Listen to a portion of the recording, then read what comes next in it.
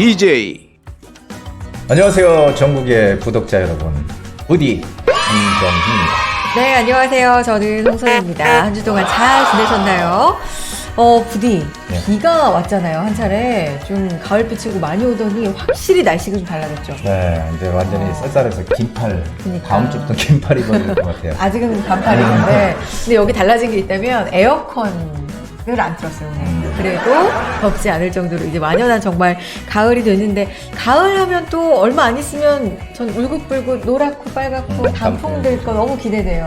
네, 단풍 구경도 많이 가고 있죠. 맞습니다. 그래서 저는 사실 바빠서 그런지 단풍 구경을 한 번도 가보지 못한 것 같아요. 근데 단풍 구경 어디 이제 산에 가는 것도 좋은데 오며 가며도 참 예쁜 데 많잖아요. 맞아요. 그렇죠? 네. 그렇게도 기분 전환하면 참 좋을 것 같은데 코로나19 조금 이제 완화되고 그렇죠? 규제 같은 것도 완화되고 축제도 많아지면서 여러 곳에서 정말 가을 축제가 열리더라고요. 가깝게는 여의도에서 불꽃 축제가 몇 년 만에 또 열리더라고요. 이제 축제 이제 시즌인 것 같아요. 그러니까요. 네. 보신 적 있으세요? 불꽃 축제? 봤죠. 여의도에 차 세워놓고. 진짜. 네.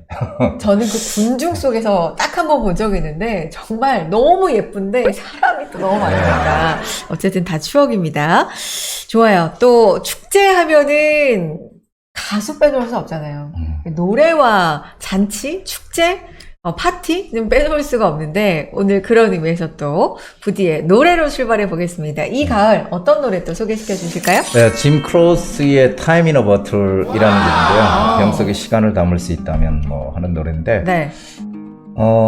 이 가수 겸 작곡가입니다. 그래서 미국 가수고요. 69년도에 이제 데뷔를 했는데 크게 그 반응을 얻지 못하다가 71년도 Operator, 1972년도 I Got a Name, 그리고 73년도 Time in a Bottle 이런 곡들을 내므로써 미국의 지성파 싱어송라이터로 각광을 받기 시작했죠. 네, 그런데 안타깝게도 루이지애나 그 주립대에서 공연을 하고 텍사스로 가던 중 73년도에 비행기 추락사로 생을 마감한 포크 싱어송라이터이기도 하죠. 69년에 데뷔했는데 예. 73년에 안타깝게 그러니까 4년 활동한 거죠. 너무 참 짧게. 짧은 시간에 했습니다. 그래서 오히려 근데 이 Time in a Bottle이라는 노래는 그가 세상을 떠나는 후 이제 선풍적인 인기를 얻기 시작해서 빌보드 차트 1위까지 차지했던 우리 국내 팬분들도 상당히 좋아하는 불후의 명곡이라고 할 수 있죠. 그래서 만약 시간을 병 속에 담아둘 수 있다면 제가 가장 먼저 하고 싶은 건 영원히 지나도록 그 모든 시간을 담아서 당신과 함께 나누겠다. 이런 내용. 와. 상당히 좀 따뜻한. 이게 사실은 짐 크로스의 그 부인이 애를 임신을 했을 때 그 얘기를 듣고서 이 노래를 만들었다고 해요. 그래요. 뭔가 가사에서 사랑꾼의 어떤 느낌이 물씬 느껴지는데 그러면 이 노래 불러주시겠어요? 제가 잠깐 간단하게. 네, 좋아요. 제가 예전에 음악다방에서 DJ를 할 때 이 노래 참 많이 틀었습니다. 네. If I could save time in a bottle, the first things that I like to do is to say every day till eternally pass away, just to spend them with you. If I could make day last forever, if both could make wishes come true, I save every day like a treasure and then again would spend them with you. 이렇게 이제 시작하는 곡인데 기타 연주가 나오면서 상당히 서정적인 그런 멜로디를 가지고 있는 곡이라서 한번 유튜브에서 Time in a Bottle 가사도 너무 좋고요. 사랑하는 사람들을 이렇게 함께 들으면 너무 좋은 곡입니다. 특히 가을에. 네. 이 방송 들어오기 전에 잠깐 저희 들었는데 너무 좋더라고요. 가을이랑 진짜 잘 어울리는 또 부디가 이렇게 멋지게 불러주셨는데 뭔가 약간 가사는 따뜻한데 좀 쓸쓸한 가을하고 어울리는 것 같기도 하고 좀 묘한 매력의 노래라는 생각이 들었습니다. 꼭 한번 들어보셨으면 좋겠고요. 가을과 어울리는 노래 들으셨다면 이제 가을과 어울리는 또 커피 향기 한번 맡아보셔야 되겠죠. 커피 쿠폰 선물로 드리겠습니다. 그러려면 퀴즈를 맞춰주세요. 불러볼게요. 퀴즈맨! 네, 퀴즈맨입니다. 자, 오늘도 부디의 한수에서 문제 출제했는데요. 자, 오늘은 문제가 좀 어렵습니다. 그동안 너무 쉽게 냈다는 이야기가 있어서 오늘 긴장하셔야 됩니다. 대신 두 분이 힌트를 잘 주셔야 돼요. 자, 현 정부에서 부동산 규제 완화 정책을 계속 발표하고 있는데요. 이 중에서 아직까지 나오지 않은 규제 완화입니다. 정책은 무엇일까요? 1번 양도세 중과 배제, 2번 조정지역 해제, 3번 취득세 중과 배제. 자, 부디님 힌트 주세요. 좀 어려울 수 있겠다, 진짜. 이 기존의 난이도보다는 한층 좀 올라간 것 같아요. 난이도가 상급인데. 그러니까 아니 완전 이거- 어렵습니다, 완전. 그러니까 이거 평가원이 맨날 수능 때마다 뭐 난이도 조절을 성공했네 실패했네 그러는데 우리도 좀 난이도 조절 잘해야 될 것 같은데 어쨌든 근데 우리 부디 채널을 꾸준히 보시는 구독자님들께는 별로 어렵지 않을 것 같아요. 힌트 좀 주세요. 예. 지난 시간에도 제가 이제 말씀드렸지만 네. 규제 완화를 하면서 네. 이제 시장 논리로 풀어나가야 된다. 부동산 시장은 이런 얘기고 정부에서 규제는 최소화해야 된다 이런 얘기를 했는데요. 네. 다음번 규제 완화는 이것을 이야기하지 않을까 싶기도 합니다. 그러니까 살 수 있는 여력이 있는 사람에게 풀어줘야 되는 거죠. 지금 심각하게 대두되고 있는 거래 절벽도 변화가 있을 수 있지 않나 생각이 돼요. 그러니까 살 사람은 사고 팔 사람은 팔고 이게 순환이 돼야 되겠죠.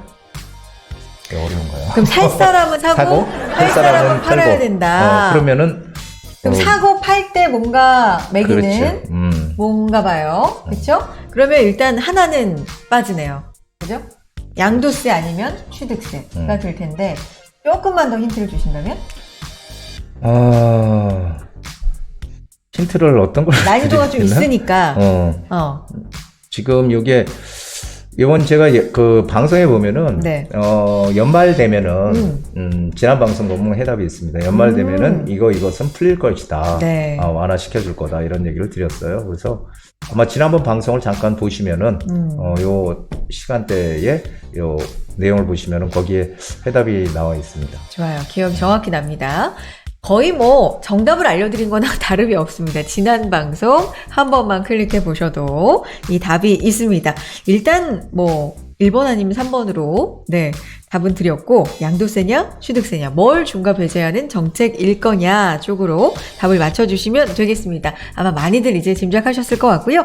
자, 전화와 문자, 이메일, 네이버 폼 편한 방법으로 저희에게 보내주시면요. 저희가 스타벅스 쿠폰을 추첨 통해서 보내드리겠습니다. 따뜻하게 또 커피 한잔 하시면서 이 가을 함께 하셨으면 좋겠고요. 커피만큼 반가운 무료 세미나 소식도 전달해 드리겠습니다. 날짜가요. 10월 13일과 20일입니다. 모두 목요일이고요. 오후 2시부터 시작을 합니다. 부디가 워낙에 역세권 강조하시니까 이곳 역시 역세권에 위치해 있어요. 강남구청역 인근에 부디의 미래가치 투자연구소에서 진행하겠습니다.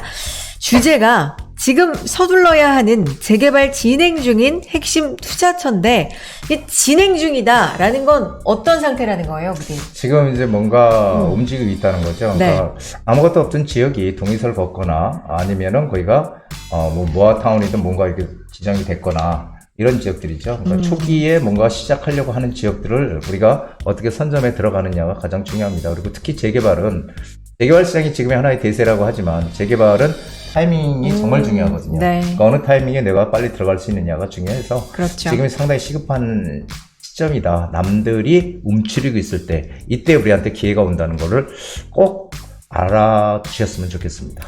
지금 진행 중인 그래서 좀 서둘러야 하는 핵심 투자처에 대해서 함께 얘기 나눠보고 또 진짜 핵심 정보도 공개할 예정이니까 이곳에서 진행을 하겠습니다.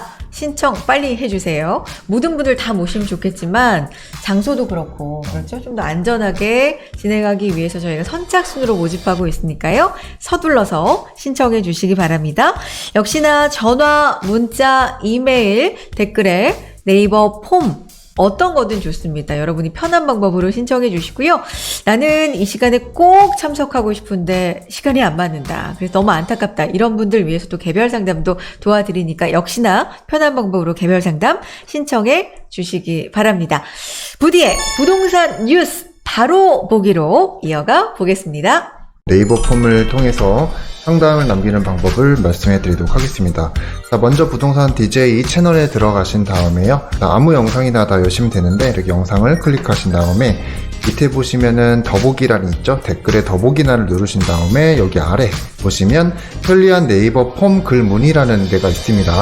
여기를 누르셔서 들어가시면 이렇게 상담을 하실 수 있는 폼이 있으시니까 여기에 전화번호를 적으시고 그리고 간단한 내용, 상담 내용을 적으시면 편하게 상담을 하실 수가 있습니다. 네, 부디의 뉴스 바로 보기 시작해 보겠습니다. 나와 있는 그냥 뉴스 그대로를 받아들이지 말고 우리가 그 이면에 있는 어떤 면을 또 생각해 봐야 되는지 이 시간 통해서 알아보고 있잖아요.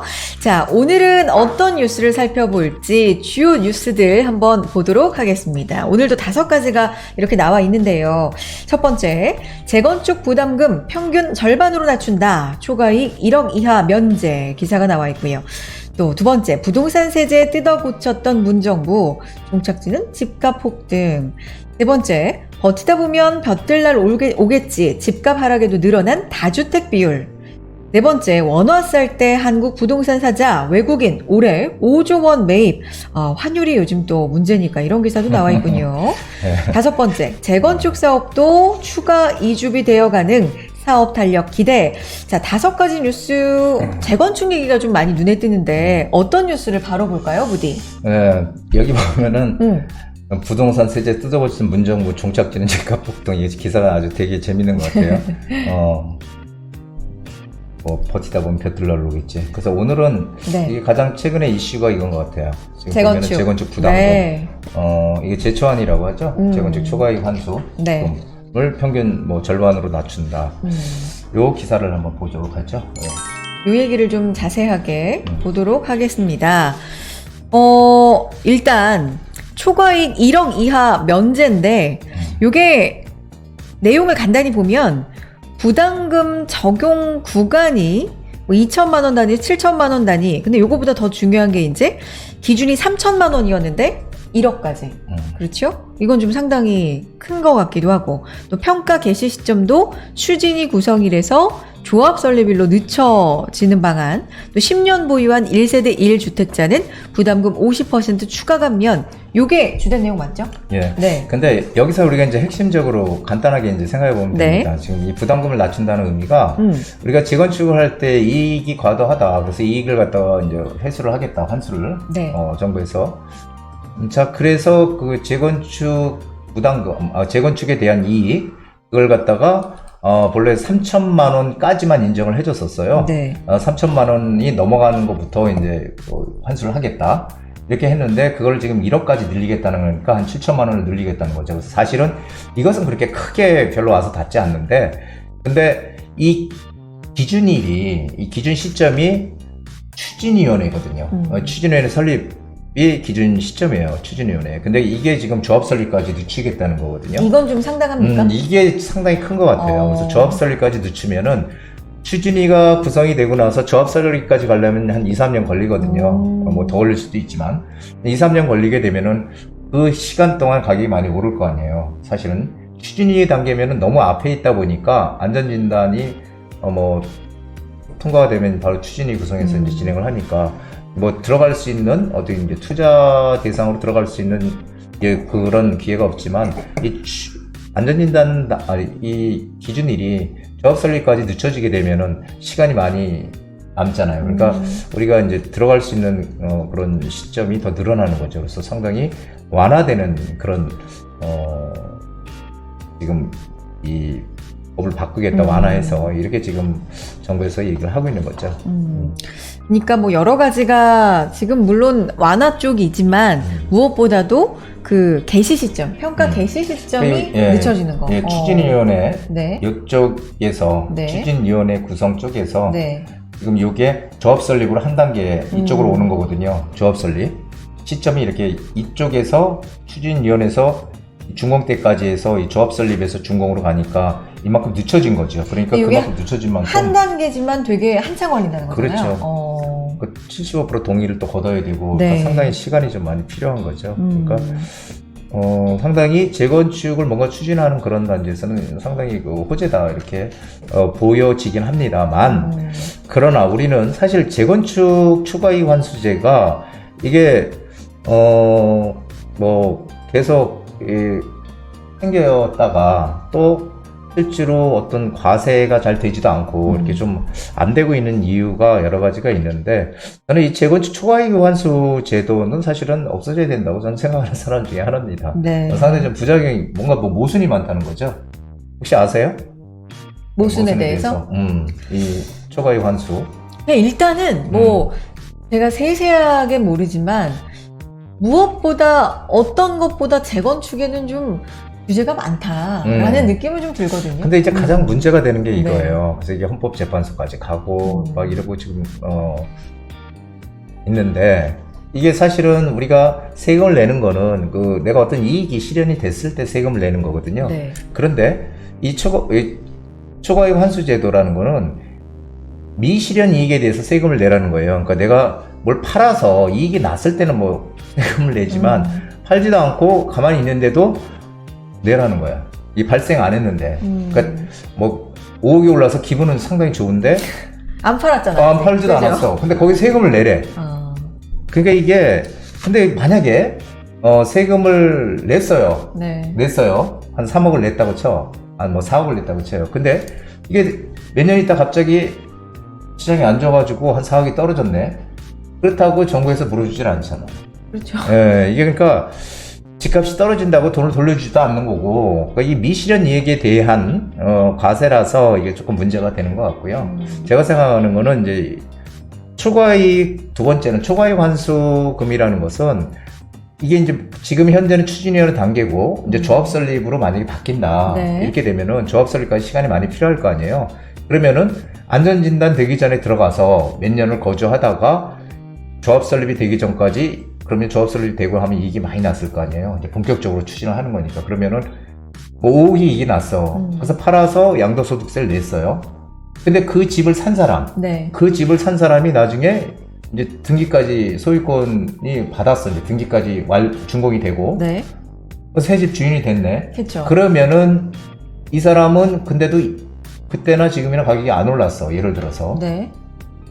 그 먼저 사람은 5억인가 4억인가 이익이 나가지고 빠져나갔고 이 사람이 소유자가 됐는데 이익은 안 났어요. 자기가 사는 아직은, 네. 금액이 그대로야. 네. 샀는데. 네. 근데 이 사람은 초과이익 환수금을 내야 돼요. 왜 그러냐면은 조합 설립부터 지금까지 오른 그 돈, 그 사람 먼저 그 사람이 다 가져갔는데 그 돈을 이 사람이 내. 마지막 사람이.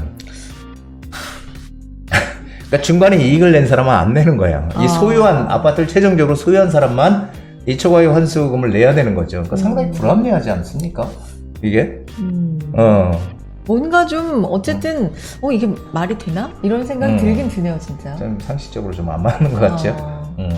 그래서 결론적인 재건축 초과이익 환수제, 우리가 흔히 제초안이라고 불리는 이 부분에 대한 부디의 생각은 많이 완화가 됐지만 그래도 아직 멀었다. 좀 없어졌으면 좋겠다라는 이게 생각이 왜 들어요. 실제 그럼 중간에 이익을 낸 사람들이 사실은 이걸 내야 되는 거잖아요. 근데 중간에 이익을 낸 사람들은 안 내. 네. 그럼 그 세금 걷어야 되는데 사실 그 사람들한테. 근데 그 사람한테 세금을 걷으려면은 그 사람들 이미 양도세를 내고 팔았잖아요. 네. 팔고서 양도세를 냈어. 그런데 그 사람들 또 이 집 가지고 있었다는 이유로 또 나중에 야 몇 년 있다가 니네 너 가지고 있었지 집. 그러니까 이거 재건축 초과이익 환수금 내. 누가 낼 사람 아무도 없죠. 이미 팔았는데 그 사람 다. 그러니까 그리고 또 하나는 이게 형평성에 맞지 않는다는 거예요. 왜냐하면은 오직 재건축에만 이 규제가 적용이 된다는 거죠. 재개발이나 뭐 분양권이든 이런 것들 전혀 적용이 안 되거든요. 재건축을 타겟으로 한 법이다라는 거죠. 왜냐하면은 초과이익 환수 제도라는 건 쉽게 얘기하면은 인근에 새 아파트가 있으면 네. 그리고 우리가 이제 짓고 있어요. 네. 근데 다 지어졌는데 그 아파트가 10%가 올랐어. 우리 아파트 20%가 올랐으면 그 10% 오른 데에 대해서 10%가 더 올랐잖아요. 초과이익 환수금을 내야 되는데 반대로 그 아파트가 20%가 오르고 우리 아파트는 10%밖에 안 올랐네. 네. 그럼 그 아파트는 세금 안 걷잖아요. 그 아파트는. 그러니까 이 형평성이 상당히 문제가 된다는 거죠.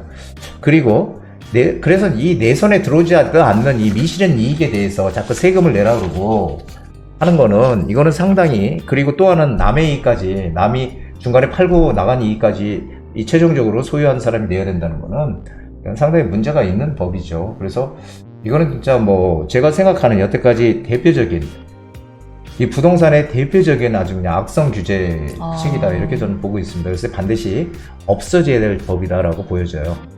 이게 뭐 당장 이게 없어지지는 않겠지만 결국은 시간이 지나면은 이건 분명히 없어질 수밖에 없다. 이 헌법재판소에 가면은 재판관들의 성향에 따라서 한 표차로 갈리고 이러거든요. 그러니까 어떻게 될지 모르겠으나 두고 봐야 되겠죠. 하지만 완화가 된다면 재건축을 진행하는 단지나 이런 데는 희소식인 건 분명하죠. 일단 완화 쪽으로 방향이 가고 있는 건 뭐 보셨다시피 맞는 얘기고, 그런데 부디 생각은 그것만으로 부족하고 이건 정말 좀 없어져야 될 대표적인 제도다라는 생각을 피력을 해 주셨습니다. 좋습니다. 재건축에 관련된 내용들도 업데이트 되는 대로 뉴스 바로 보기 통해서 또 좋은 의견 말씀해 주시고요. 저희는 여러분의 세세한 이제 고민, 정말 이제 간지러운 곳을 좀 긁어 드리겠습니다. 부디의 부동산 고민 타파로 이어가 볼게요.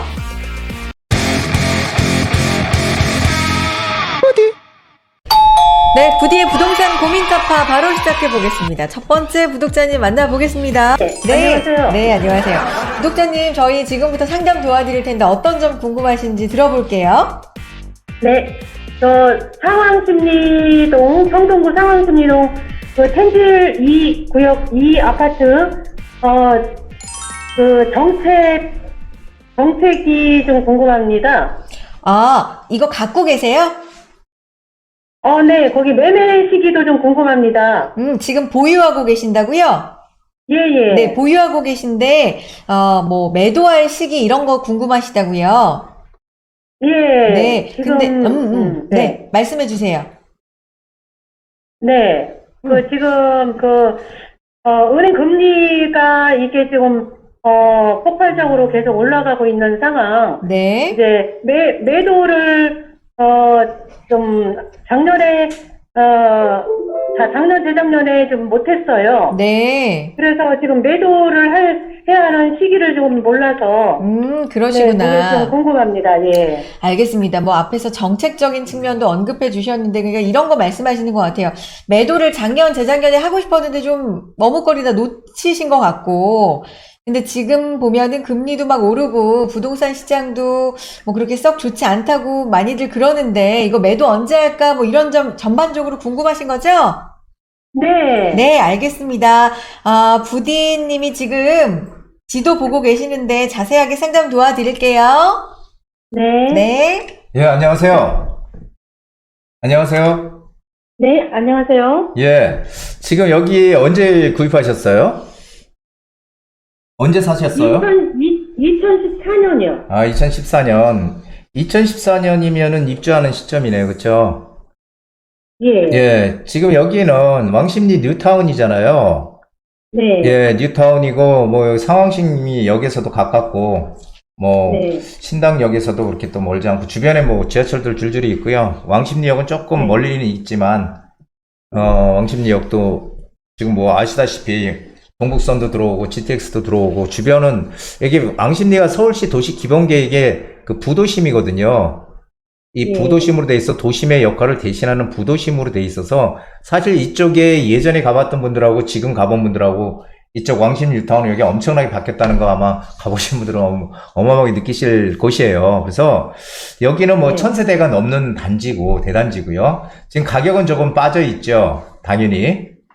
네. 예, 가격은 빠져 있어요. 그래서 사실은 지금 부담이 만약에 많이 된다 그러면은 모르지만 지금 여기는 워낙 입지가 좋은 곳이라서요. 지금 매도를 할 그런 곳은 아니에요. 네. 예, 매도를 할 그런 곳은 아닌데 막 급하게 이렇게 매도를 해야 될 이유가 있으신가요? 노후 대책이 좀 아직 안 돼갖고 분산 투자를 좀 분산을 해야 되는데 그걸 못했어요. 분산 투자를 어떻게 하시려고요? 매도해서.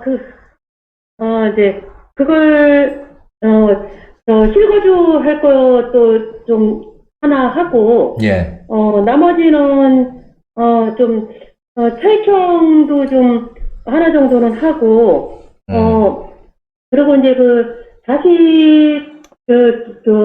결혼 자금으로도 좀 필요하기도 하고, 예, 그런 게 좀 있어서, 근데 어떻게 해야 할지 좀 궁금합니다. 근데 그게 지금 막 당장 급하신 거예요?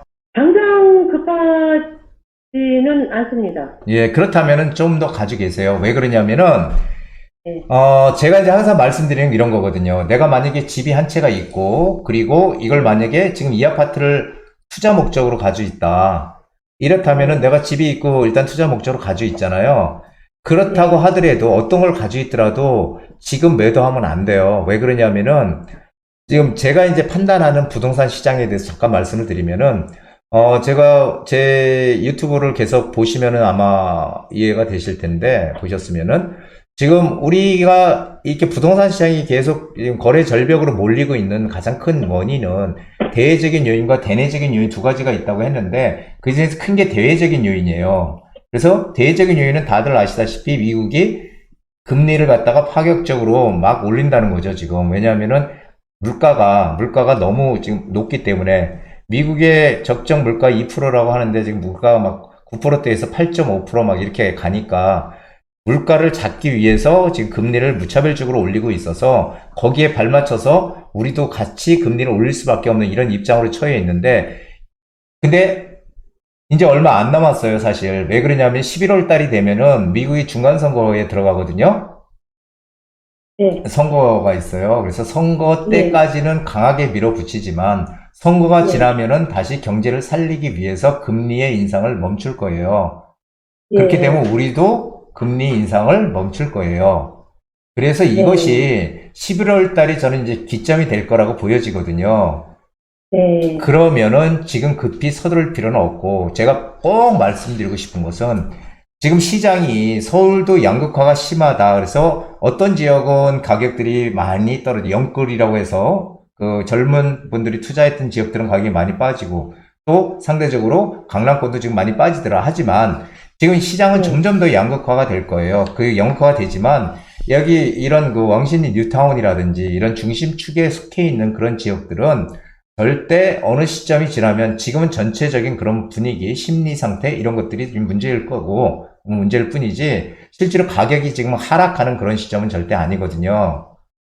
그래서 네. 조금 기다려 보시면은 충분히 내년에도 시장이 어느 정도 이 외부 요인, 이 미국의 금리 인상에 대한 이런 요인들만 좀 사라진다면 우리도 시장이 다시 상승할 수 있는 지금 그 바탕은 충분히 돼 있어요. 그렇기 때문에 서두르실 필요 절대 없고요. 차분히 좀 기다리시는 게 훨씬 지금 나중에 매도를 하더라도 타이밍을 잡더라도 훨씬 득이 될 것 같아요. 그래서 서두르실 필요는 전혀 없을 것 같아요. 그리고 불안하실 것도 없고 워낙 입지 좋은 데 가지고 있기 때문에 가격이 떨어지는 거는 좀 일시적이라고 보시면은 그게 가장 정확하다 이렇게 보시면 될 것 같아요.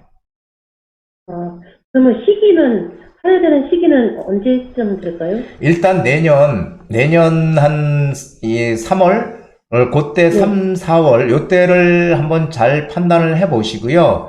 왜냐하면은 11월 달 중간 선거가 끝나면 그때부터 미국의 금리 인상이 좀 주춤주춤해질 거예요. 그러면서 미국도 경제를 살리기 위한 그런 정책들을 펴나갈 텐데 그런 타이밍을 잡아야 되기 때문에 지금 급하지 않으니까 내년 한 2, 3월 달, 3월 이때쯤 한번 좀 판단을 해보시고 만약에 정 모르시겠다 그러면은 다시 한번 연락을 주세요. 그때 한번 제가 정확하게 타이밍을 잡아드리도록 하겠습니다.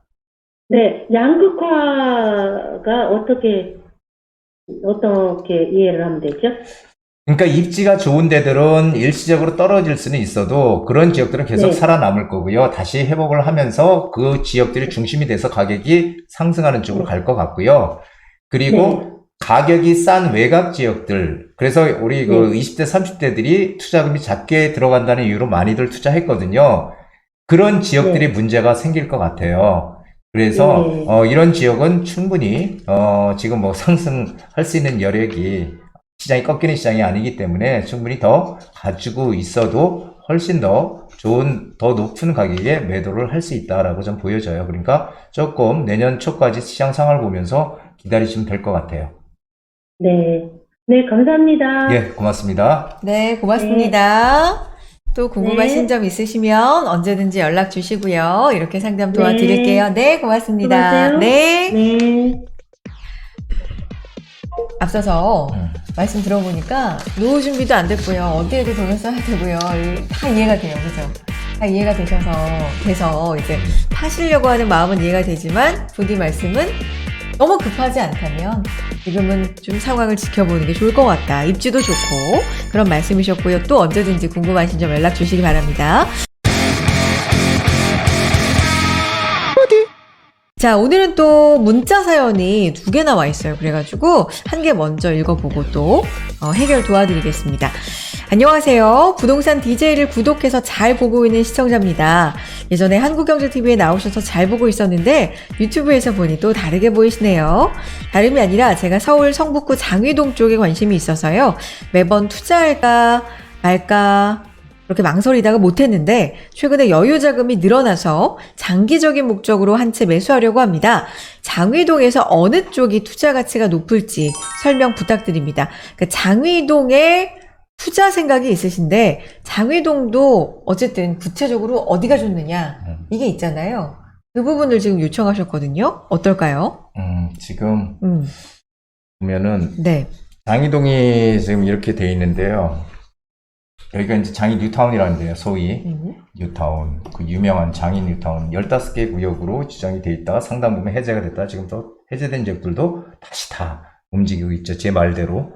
제가 예전에 이런 얘기 했었죠. 이렇게 어떤 지역이 이렇게 큰 지역이 있는데 이 지역에서 이쪽만 이렇게 이 지역이 이렇게 있다면 이렇게 나눠 있다면 여기가 진행이 되고 여기는 안 되고 여기는 진행이 되고 여기는 안 되고 이런 경우가 있잖아요. 근데 이렇게 진행이 되는 걸 여기에 안 하고 있던 지역들이 보면은 가격이 올라가는 게 보이거든요. 그러면은 결국은 다시 진행할 거다.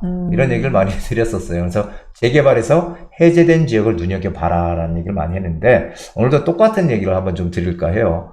지금 장위 뉴타운은 뭐 본격적으로 거의 한 15개 구역 중에 절반 가까이 뭐 이제 진행이 된 것 같고, 절반 정도는, 다시 지금 계속 추진을 하고 있다. 이렇게 보시면 되는데, 여기는 이미 추진을 하고 있으면 가격이 많이 올랐을 거 아니에요. 그렇죠. 여기에 들어가면 안 되는 거죠. 많이 올라 있으니까. 내가 돈이 너무 많아. 주체할 수 없어. 그럼 들어가면 됩니다. 하지만 우리는 그게 아니니까 여기 들어가면 안 되고, 지금 제가 말씀드리고 싶은 것은 바로 이 장위 뉴타운 건너가 여기가 석관동이라는 곳이에요. 석관동 낡은 저층 주거지로 구성이 되어 있는 곳입니다. 여기가 돌고지역과 상월공역 두 군데를 끼고 있는 곳인데 여긴데 지금 여기가 이쪽은 사실은 진행될 뭐가 전혀 없었어요. 그리고 진행하려고 하는 의지도 별로 없었고 근데 장위 뉴타운이 본격적으로 진행이 되니까 이쪽도 우리도 뭔가 진행해야 되지 하면서 지금 돌고지역 쪽 이쪽 라인에 가로주택 정비사업이라고 가로주택 많이 들어보셨을 거예요. 소규모 정비사업인데요. 가로주택 정비사업으로 추진을 하다가 지금 이게 모아타운으로 바뀌었어요. 모아타운으로 해서 지금 열심히 추진들을 하고 있습니다.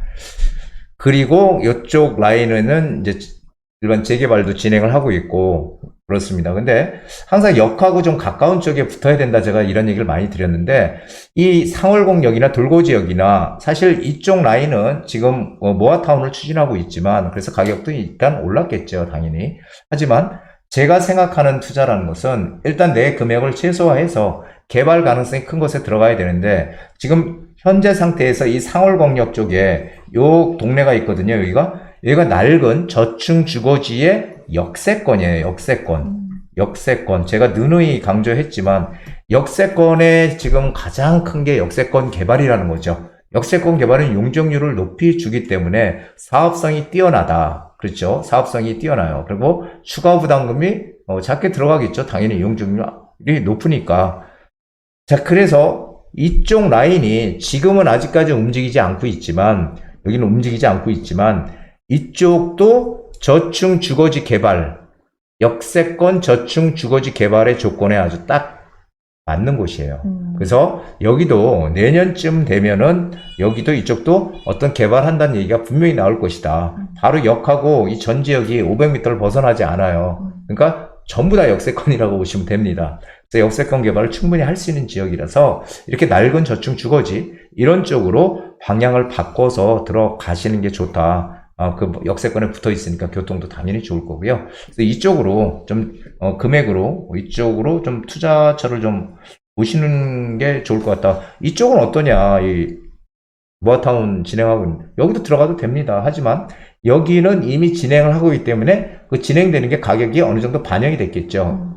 이쪽은 반영이 돼 있어요. 그 반영이 우리는 안 되는 데 들어가서 이익을 극대화시키는 게 맞잖아요. 그래서 이쪽으로 들어가라. 여기는 낡은 저층 주거지, 노후도가 충분히 맞는 저층 주거지이기 때문에 결국은 역세권 개발로 갈 가능성이 거의 한 80% 이상 된다, 이렇게 전 보여줍니다. 이쪽으로 방향을 한번 잡아보세요. 자, 이렇게 상담 도와드렸는데 이미 진행하고 있는 것도 물론 좋지만 이제 투자에는 당연히 투자금이 들어가니까 얼마만큼이 들어가는지 상당히 중요하잖아요. 그렇죠. 그런 뭐 효율성을 생각해 볼 때 여러 가지 또 방향성을 생각해 볼 때 역세권으로 지금 제시해 주신 역세권으로 좀 관심을 가져보시는 게 좋을 것 같다라는 결론이었습니다. 궁금하신 점 또 전화 주셔도 좋을 것 같네요.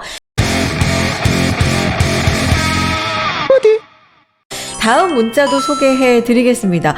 이런 분들이 많군요. 그러니까 그때는 돈이 모자랐다가 이제는 좀 자금이 마련됐다. 이런 분들 많네요. 다음 분도 비슷합니다. 안녕하세요. 대표님께서 예전에 신당동 모아타운 후보지를 추천해 주셨었는데 그때는 돈이 모자라서 못하고 있다가 최근 돈이 마련이 돼서 지금이라도 들어가려고 하는데 괜찮은 선택인지 궁금합니다. 대략 2억 전으로 투자금 마련이 가능한데 가능할까요? 안 된다면 더 좋은 지역이 있을지요? 추천 부탁드립니다.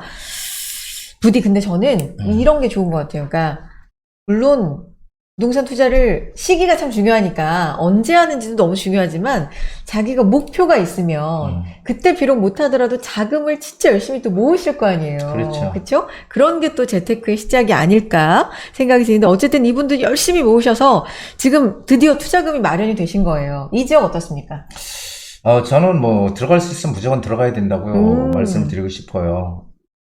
지금 뭐 모아타운이든 아니면은 뭐 신속통합기획이든 일반 재개발이든 역세권 개발이든 무조건 들어가는 게 이기는 거다, 저는 그렇게 말씀드리는데, 특히 신당동은 정부에서 정책적으로 밀어주는 곳이에요. 그 무슨 얘기냐면은 여기가 신당역인데, 신당역이죠. 여기가 신당역이고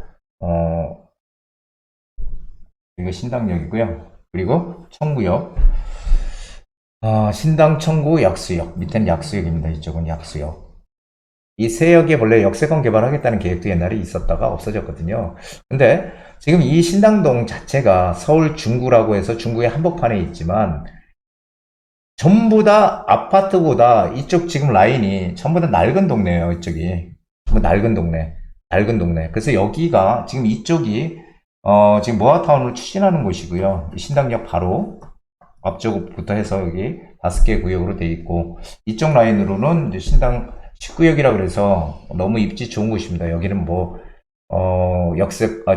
일반 재개발도 추진했다가 안 되고 재정비 촉진직으로 뭔가 추진을 하려다 또 안 되고, 그러다 지금 이번에 신속통합계획으로 뭐 다 떨어졌는데 토지거래 허가구역을 묶여서 이번에 다시 넣었어요 지금.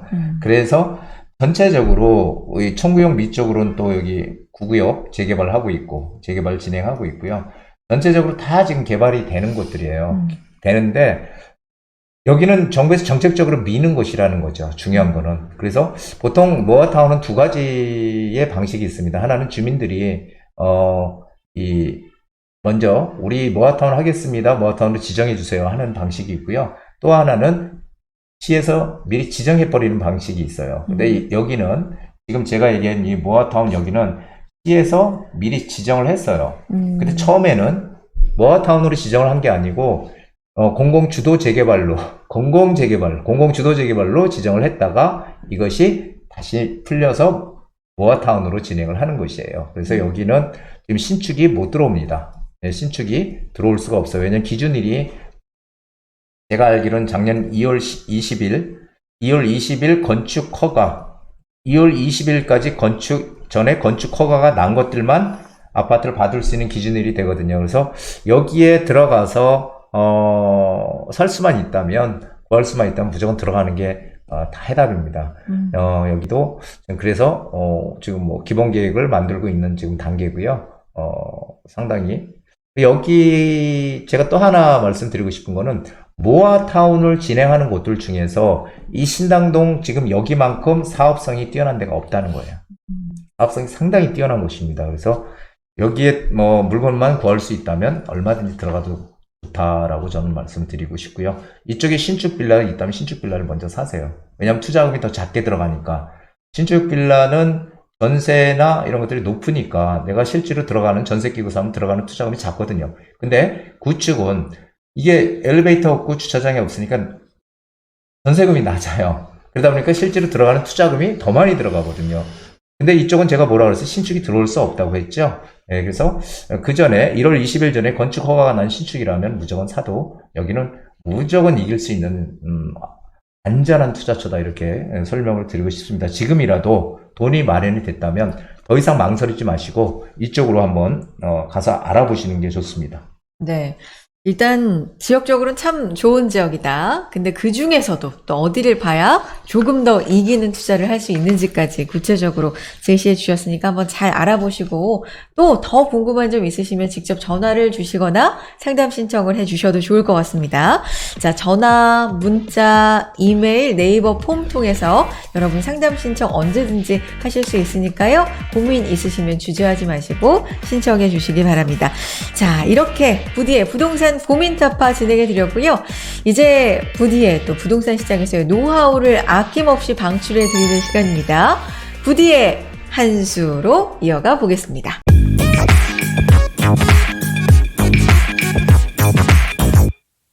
네, 부디의 부동산 노하우를 아낌없이 전해드리겠습니다. 이번 시간은요, 부디의 한 수 시간입니다. 오늘은 또 어떤 한 수를 전해주실지, 오늘 제가 들은 주제는 재개발은 타이밍 싸움, 망설이지 말고 투자하라 라는 주제인데, 부동산이 타이밍이라는 건 뭐 알겠어요. 그러니까 재개발이 근데 더더욱 그런가 봐요? 네, 재개발은 그 타이밍이 조금 늦느냐 빠르냐에 따라서 그 거둘 수 있는 이익의 차이가 상당히 크다는 거죠. 그래서 재개발만큼 이 타이밍이 중요한 게 없다. 저는 그렇게 보고 있습니다. 네. 그래서 사실 제가 이런 주제로 지금 한 거는 근데 제가 이제 정체적으로 좀 얘기를 좀 드릴까 해서요. 네네. 재테크라고 하는 거. 재테크는 뭐 다양한 그런 종류가 있잖아요. 뭐 네. 금도 우리가 재테크하고 그렇죠. 주식, 그다음에 뭐 있어요. 채권도 투자하고 정말 달러도 많죠. 투자하고 네. 정말 많습니다. 근데 유독 이 부동산 투자를 하는 건 이상하게 투기로 몰려요. 부동산은 투기라는 이름으로 규제를 당하기 마련이죠. 이거는 뭐 우리나라에 뭐 계속 반복되는 하나의 역사적인 스토리라고 저는 생각해요. 하지만 부동산 투자도 상당히 시간과 노력을 들여서 하는 겁니다. 네, 불로소득은 아니라는 거죠. 그래서 누군가 이제 그런 얘기 했어요. 투자라는 것은 투자와 투기는 동전의 앞뒷면이다. 이런 얘기. 저는 이게 정말 맞다고 생각해요. 투자와 투기를 구분짓기는 상당히 어려운 것이다라고 저는 생각을 하고요. 자, 선거에서 여야가 바뀔 때마다 이 규제 정책 또는 완화 정책 아주 정해져 있죠. 이 진보 정권이 들어오면은 규제, 보수 정권이 들어오면 완화. 이건 뭐 아주 그냥 공식처럼 패턴처럼 늘상 반복되어가는 일상을 우리는 지켜봐왔고요. 자, 10월 지금 현재 시장, 앞으로 10월 이후에 그 시장을 우리가 한번 좀, 제가 여태까지 말씀을 누누이 드렸지만은 그런 것을 정리를 한번 좀 해보려고 해요. 시장을 판단하는 가장 중요한 흐름이 뭘까요? 가장 중요한 거. 그게 바로 추세라고 저는 생각을 해요. 이 추세는 흐름이라고 얘기를 바꿀 수가 있는데 시장을 판단하는 요소 중 가장 중요하다고 저는 생각을 합니다. 그런데 이 흐름을 잘 판단하고 움직여야지 투자 이익을 낼 수 있는 거죠. 그리고 거기에 하나가 더 따라간다면 그것은 바로 정책 방향입니다. 정책이 지금 어디를 가리키고 있느냐, 어느 방향으로 가고 있느냐, 이거 상당히 중요한데 거기랑 반대로 가면 안 된단 말이에요. 그렇죠. 예, 그렇죠. 제가 누누이 말씀드렸지만 네네. 그래서 이 두 가지 흐름과 이 추세와 정책 방향을 잘 판단한다면 우리는 투자는 반드시 성공한다고 제가 장담할 수 있습니다. 자, 그런데 먼저 시장 흐름을 보면 누누이 얘기했듯이 꺾이는 시장이 절대 아니라는 거 제가 말씀드리고 싶어요. 외부 변수, 내부 변수만 있지만 외부 변수인 미국의 변수만 사라진다면 우리 내부 요인은 하락하는 그런 요인보다 상승 요인이 훨씬 더 크다라고 제가 지난번 방송에서도 그런 얘기를 드렸습니다. 물론 여기 한 가지 말씀드리고 싶은 것은 지역적인 양극화예요. 지역적인 양극화는 점점 더 커질 것이다라고 저는 판단을 하고 있습니다. 근데 이 양극화는 우리나라만의 현상이 아니라 전 세계적인 현상이라는 거죠. 미국을 비롯한. 이거를 우리가 알아야 되고요. 그리고 또 하나는 부동산 시장에서 가장 중요한 거, 우리가 맨날 얘기하잖아요. 수요와 공급이 가격에 영향을 가장 강하게 미친다. 수요 공급인데요. 전국에 공급 물량이 많아. 그렇다고 해서 지금 공급 물량이 많으니까 이거 큰일 났다. 이게 아니라는 거죠. 왜냐하면은 공급 물량이 전국적으로 많더라도 내가 투자할 곳에 그 지역의 공급 물량이 얼마가 되느냐, 이게 중요하다고 제가 예전에 방송에서 정말 많이 얘기를 드렸었어요. 네. 물론 지역적인 양극화, 차별화, 이것은 계속 강화될 거다, 가속화될 거다라는 말씀을 드리고 싶고요. 근데 수요에 비해 공급이 작다면 가격은 오르는 거고요. 수요에 비해서 공급이 많으면 가격은 빠지는 겁니다. 이건 뭐 너무도 당연한 얘기죠. 그렇죠? 맞죠. 근데 그 중에서 지금 전국에서 가장 공급이 부족한 데가 어디냐라는 거예요. 이게 바로 서울이라는 겁니다. 우린 서울을 주시해야 돼요. 왜냐하면은 지역적인 양극화가 커지니까 우린 지방으로 가면 안 되고 서울에 가야 된다. 서울로 투자를 해야 된다. 내가 사는 곳은 지방에 살든 어디 살든 전혀 상관없거든요. 근데 투자는 서울로 가야 된다는 얘기를 정말 많이 드렸어요. 근데 서울도 무조건 다 아무데나 다 오케이냐라는 거죠. 아무데나 오케이는 아니라는 거예요. 왜냐하면은 서울은 25개구나 있는데 거기에서 우리가 어디에 들어가느냐가 앞으로 우리 투자의 성패를 좌우하는 관건이 될 것이다라는 거죠. 그래서 투자라면 일단 나중에는 어떻게 될지 모르지만 현재까지 여태까지 부동산 역사가 계속 반복되어 왔듯이 여태까지 상황을 보면은 서울이 투자의 우선순위고요. 그리고 앞으로 몇 년 동안은 서울의 공급 물량이 아예 없다는 겁니다. 공급 물량이 점점 줄어든다는 거죠. 공급 물량 그래프 좀 한번 보여주시죠. 네. 2003년도 이렇게 많이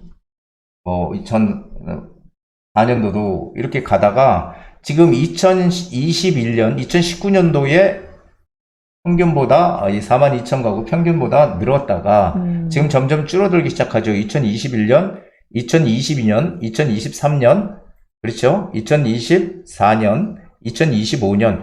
지금 이 평균 선을 못 넘고 있어요. 점점. 서울은 내년에도 올해에 비해서 공급 물량이 더 줄어들 거라고 보여져요. 그렇게 되면은 결국은 단기간에 집을 늘릴 수 없기 때문에 공급 물량은 줄 수밖에 없다. 근데 수요는 꾸준히 있는 거죠. 수요는 꾸준히 있는 거예요. 그래서 지금은 정책 방향은 지금 누구나 알듯이 뭘 가르쳐요? 재개발을 가르친다고 제가 말씀 많이 드렸잖아요. 네. 왜냐하면 서울에 공급할 수 있는 재개발, 재건축인데 재건축은 일단은 지금 묶어놓고 있으니 언젠가 풀어주겠지만 풀어줄 가능성이 큽니다. 지금 올 하반기 되면은. 근데 현재까지는 재개발만 가지고 하니 재개발이 여기저기서 추진을 하려고 지금 아우성인 거죠. 재개발을 가리키고 있다는 거예요, 지금. 자, 그런데 지난 정부의 공공재개발, 공공주도 재개발 이런 것들은 지금도 아직까지 진행을 하고 있는 것도 있지만 그런 것들은 서서히 역사의 뒤편으로 사라질 것이다 라고 저는 보여지고 있습니다. 그래서 현재의 시장이 내세고 있는 이 신통기획, 신속통합기획이라고 하죠. 신통기획 재개발, 그 다음에 모아타운, 그 다음에 역세권 개발, 역세권 이런 것들이 지금 일반 재개발로 서울시에서 적극적으로 추진하고 있는 그런 대표적인 사업이거든요. 그래서 이 민간 사업이 앞으로 줄을 이룰 것이고요. 재개발 사업은 진행 단계마다 가격이 상승하기 때문에 얼마나 빠른 시점에 우리가 진입을 하느냐가 관건이라는 거죠. 빠른 시점에 들어가느냐.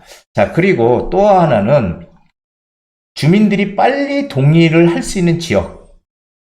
그래야지 투자 이익을 극대화할 수 있겠죠. 서울 전체 지역이 전부 다 재개발을 한다고 동의서 걷는다고 하지만 전 지역이 다 재개발이 되는 건 아니라는 거 제가 말씀드렸죠. 그 중에서 될 때만 될 것이다. 되는 곳만 될 것이다. 그 되는 곳이 어디냐라는 게 중요해요. 그 되는 곳이 바로 우리가 투자할 곳이다 라는 거죠. 그래서 지금 신통리나 모아타운 역세권 개발 이런 것들이 행정 절차를 간소화해서 빨리빨리 공급을 하겠다는 거예요. 지금 그렇게 서울시의 의지입니다. 자, 그러면 향후 4년 동안 무수한 재개발 진행한다는 지역들이 등장을 할 것이고, 많은 전문가들이 투자를 하라고 권유를 할 거예요.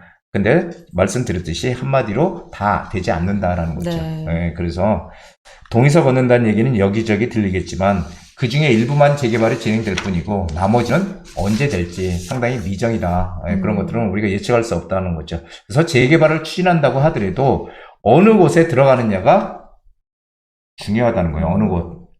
where, 어디에 들어가느냐. 옛날에 인서울이라고 했잖아요. 인서울. 네. 무조건 서울 안에만 붙어 있으면 된다. 이제는 어디에 가느냐가 중요하다는 거. 이제 점점 더 이게 중요한 사항으로 부각이 되고 있습니다. 그래서 투자금이 싸다고 외곽으로 방향을 잡는다면 실패할 가능성이 크다. 조금 전에 말씀드렸죠. 그런 지역들은 진행이 빨리빨리 되지 않을 것이다 라는 얘기를 드린 거고요. 재개발에서 가장 중요한 거는 두 개예요. 사업성. 이 재개발을 추진했을 때 사업성이 있느냐 없느냐. 그리고 또 하나는 속도예요. 속도. 얼마나 빨리 진행이 되느냐. 이 두 가지가 합쳐져서 진행이 될 수 있는 것. 여기가 이익을 극대화할 수 있다는 거죠. 그래서 이 두 가지가 만족되려면 어떤 곳이어야 되냐면은 입지가 좋은 곳이어야 된다는 거예요. 입지가 좋은 곳이라는 것은 선호도가 높은 곳이야. 같은 얘기예요. 선호도 높은 곳. 왜? 뭔가 들어가 살고 싶어. 당연히 입지가 좋겠죠. 그리고 이런 지역들은 당연히 땅값이 비싼 곳이죠. 이런 곳이 가장 먼저 개발이 됩니다. 이런 것이 가장 먼저 개발이 될 것이고, 외곽 지역들은 개발이 좀 더디거나 아니면은 나중에 되지도 않는 그런 상황을 맞게 될 수도 있다는 거죠. 그래서 결국은 지역이 중요하다는 얘기입니다. 지금 시점이 일시적인 조정 국면이고, 제가 얘기하는 대로 정책 방향이 재개발을 가리키고 있다면 우리는 어떻게 해야 돼요? 입지 좋은 곳으로 들어가야 돼요. 입지 좋은 곳으로. 그래서 항상 말씀드리는 게, 제가 한강변과 그 다음에 역세권에 대한 얘기를 많이 드렸어요. 항상 강조해 주시죠. 예, 한강변과 역세권. 이 역세권은, 이건 지금 앞으로 향후에 그 가치는 점점 더 중요해질 것이다라는 얘기예요. 한강변과 역세권. 이거는 하나의 흐름이에요. 선진국들이 개발을 진행한 하나의 흐름. 우리도 따라간다는 거죠. 또 우리의 뒤를 우리보다 후진국들이 더 따라가는 것이고요. 항상 그렇습니다. 항상 돈을 버는 사람은 어떻게 해요? 남들이 움직이지 않을 때 먼저 움직이는 사람들입니다. 누구나 다 돈 벌면은 좋겠지만 항상 공평하다는 거죠. 예. 외환위기가 생겼을 때, 그리고 금융위기가 발생했을 때도 돈을 버는 사람들은 존재했다는 거죠. 단지 소수였을 뿐이다라는 겁니다. 대다수는 공포에 떨고 있었고요. 이 소수만 큰 돈을 벌었다는 거죠. 재테크로 부자가 되려면은 결국은 남과 다른 길을 걸어야 된다는 겁니다. 그래서 대다수의 사람들은 군중 심리로 많은 사람들이 움직일 때 같이 움직이는 것이고요. 그리고 이런 현상들은 부동산 역사가 반복될 때마다 계속될 거다. 계속될 거다. 제가 여태까지 부동산 하면서 계속 똑같은 스토리가 반복되는 걸 봐왔기 때문에 하는 얘기입니다. 구독자 여러분은 항상 긍정적인 마인드를 가진 사람들이 투자도 잘한다는 거. 제가 여태까지 그 많은 분들하고 상담을 해봐도 항상 그런 결과를 나와왔거든요. 역발상 투자, 긍정적인 마인드로 역발상 투자 반드시 하시기 바랍니다. 그리고 어느 지역에 어떻게 우리가 투자를 하든, 아까 신속통합기획이나, 역세권 개발이나, 모아타운이나, 한강변 개발이나, 어느 곳에 투자를 해도 상관이 없어요. 어느 곳에 투자를 하든 상관이 없지만, 우리는 어떻게 해야 돼요?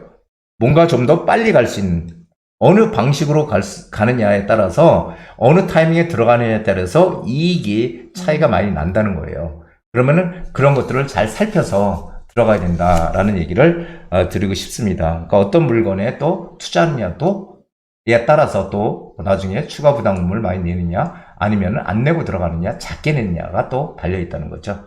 우리 구독자 여러분들은 항상 이 재개발 타이밍 싸움, 남들보다 먼저 가는 그런 현명함을 꼭 가지시고요. 남들보다 먼저 움직이셔서 꼭 부자 되는 그런 마인드, 꼭들 부자가 되시기 바랍니다. 그래요. 그랬으면 좋겠어요. 부디의 투자 포인트. 오늘은 재개발에 대한 말씀을 해주셨습니다. 타이밍에 대한 얘기인데, 긍정 마인드로 항상 생각하고 역발상 투자를 해봤으면 좋겠다. 그게 포인트다. 말씀해 주셨는데, 궁금한 거 듣다가 두 가지가 생겼는데요. 두 가지. 두 가지입니다. 일단 예. 첫 번째는 동의서를 걷고 있어도 음. 그게 빨리 될 만한 지역에 그렇죠. 해야 된다라는 그게 말씀이신데, 그걸 어떻게 알아요? 그게 조금 전에 얘기했던 여기 입지 좋은 곳, 선호도 높은 곳, 땅값 비싼 것들이 가장 먼저 갈 거라는 거죠. 그런 데가 진행도 빨라요? 그럼요. 어. 항상 재개발할 때 제가 이제 옛날에 그런 걸 경험을 해봤는데요. 네.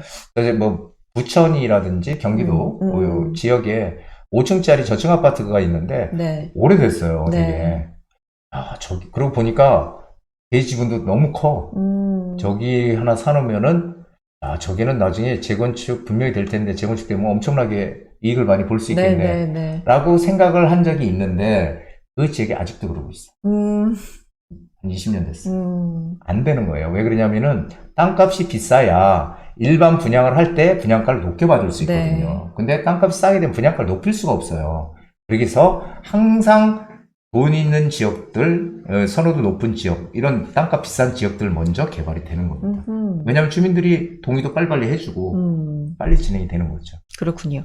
해결됐고 그 질문은. 두 번째는 그래서 투자 타이밍을 잡는다면 요즘 아까 말씀해주셨던 공포에 좀 다들 대다수가 떨고 있다. 그게 요즘이잖아요. 그렇죠. 그럼 지금이 적절합니까? 저는 무조건 해야 된다고 생각해요. 왜냐하면 남들이 안 할 때 해야 돼요. 무조건 남들이 안 할 때 해야지 이익을 낼 수 있는 거예요.